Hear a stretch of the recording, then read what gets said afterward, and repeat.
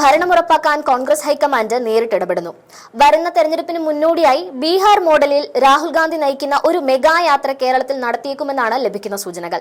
ഇത് പാർട്ടിക്ക് പുതിയ ഊർജം നൽകുമെന്നാണ് വിലയിരുത്തൽ. രാഹുൽ ഗാന്ധിയുടെ നേതൃത്വത്തിലുള്ള ഈ യാത്രയിൽ വയനാട് എംപിയായ പ്രിയങ്ക ഗാന്ധിയും സജീവമായി പങ്കെടുത്തേക്കും. കേരളത്തിലെ 14 ജില്ലകളിലൂടെയും സഞ്ചരിക്കുന്ന ഈ യാത്ര താഴെത്തട്ടിൽ പാർട്ടിയെ ശക്തിപ്പെടുത്താനുള്ള ഹൈക്കമാൻഡിന്റെ ദൃഢനിശ്ചയത്തിന്റെ ഭാഗമാണ്. സംഘടനാപരമായ പോരായ്മകളും ഗ്രൂപ്പ് തർക്കങ്ങളും കാരണം കഴിഞ്ഞ കുറെ വർഷങ്ങളായി കോൺഗ്രസ് നേരിട്ടിരുന്ന വെല്ലുവിളികൾക്ക് ഈ നീക്കം ഒരു വഴിത്തിരിവാകും. കേരളത്തിലെ കോൺഗ്രസ് നേതൃത്വത്തിന്റെ ആത്മവിശ്വാസം ഉയർത്താനും ജനങ്ങളുമായി നേരിട്ട് ബന്ധപ്പെടാനും ഇത് സഹായകമാകും. മുസ്ലിം ലീഗ് ഉൾപ്പെടെയുള്ള സഖ്യകക്ഷികളുടെ നിർദ്ദേശങ്ങളും ഹൈക്കമാൻഡ് പരിഗണിച്ചിട്ടുണ്ട്. ഈ സാഹചര്യത്തിലാണ് രാഹുൽ ഗാന്ധി തന്നെ നേരിട്ട് പട നയിക്കാൻ എത്തുന്നത്. രാഹുലിനൊപ്പം പ്രിയങ്കയും സജീവമായി രംഗത്തുണ്ടാകുന്നത് കേരളത്തിലെ യുവജനങ്ങളെയും വനിതാ വോട്ടർമാരെയും കൂടുതൽ ആകർഷിക്കുമെന്നാണ് പാർട്ടി പ്രതീക്ഷിക്കുന്നത്. ലോക്സഭാ തെരഞ്ഞെടുപ്പ് കഴിഞ്ഞാൽ ഉടൻ നിയമസഭാ തെരഞ്ഞെടുപ്പ് നടക്കാനിരിക്കുന്ന 5 സംസ്ഥാനങ്ങളിൽ കോൺഗ്രസ് ഏറ്റവും വലിയ പ്രതീക്ഷ അർപ്പിക്കുന്ന സംസ്ഥാനമാണ് കേരളം. കേരളത്തിൽ ഭരണം വീണ്ടും നഷ്ടപ്പെടുന്നത് വലിയ തകർച്ചയായിരിക്കുമെന്ന് പാർട്ടി തിരിച്ചറിയുന്നുണ്ട്. ഇത് ദേശീയ തലത്തിൽ പോലും പാർട്ടിക്ക് വലിയ തിരിച്ചടി ഉണ്ടാക്കും. ഈ സാഹചര്യത്തിലാണ് രാഹുൽ ഗാന്ധിയുടെ യാത്രയ്ക്ക് പാർട്ടി മുൻഗണന നൽകുന്നത്.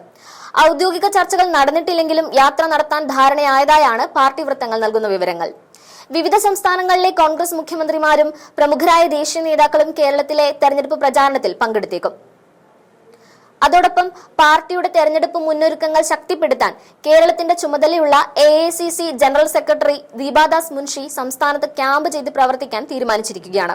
ഇതിലൂടെ കേരളത്തിൽ കൂടുതൽ സമയം ചെലവഴിക്കാനും എല്ലാ തലത്തിലുമുള്ള പ്രവർത്തകരുമായി നേരിട്ട് ആശയവിനിമയം നടത്താനും അവർക്ക് സാധിക്കും. തിരുവനന്തപുരത്തും കൊച്ചിയിലും വീടുകൾ വാടകയ്ക്കെടുത്ത് ക്യാമ്പ് ചെയ്യാനാണ് ദീപാദാസ് മുൻഷി തീരുമാനിച്ചിരിക്കുന്നത്.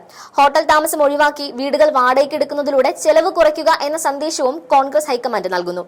അത്യാഡംബരം വേണ്ട, ജനങ്ങളോടൊപ്പം നിൽക്കുക എന്ന നയത്തിന്റെ ഭാഗമായാണ് ഇങ്ങനൊരു തീരുമാനം എടുത്തിരിക്കുന്നത്. നേരത്തെ സംസ്ഥാനം സന്ദർശിച്ചിരുന്ന നേതാക്കൾ പരിപാടികളിൽ പങ്കെടുത്ത ശേഷം മടങ്ങുകയായിരുന്നു പതിവ്. എന്നാൽ ദീപാദാസ് മുൻഷിയുടെ ഈ പുതിയ സമീപനം പാർട്ടിയുടെ താഴെത്തട്ടിൽ കൂടുതൽ ഉണർവ് നൽകുമെന്നത് ഉറപ്പാണ്.